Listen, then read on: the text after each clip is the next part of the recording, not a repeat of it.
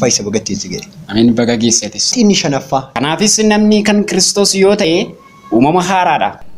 Akkam jirtu daawwattoota qophii daandii wangeelaa shoo biyya laafee keessanii qophii keenya karaa yuutuubii karaa feesbuukii karaa telegiraamii dhaggeeffachaa jirtan hunduma keessanii baga dhalachuu gooftaa keenya Yesuus Kiristoos kan 2013 isin. Inni shanaffaa.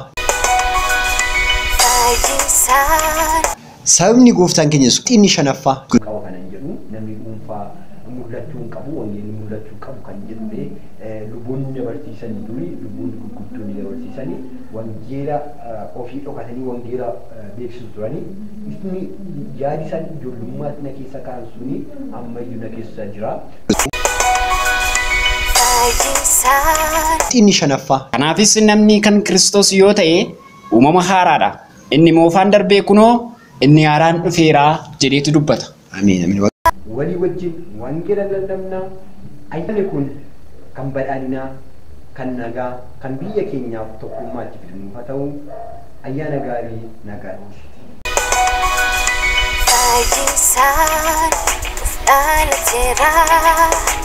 Ifa guddaasa arganeera fayyisaan dhalateera.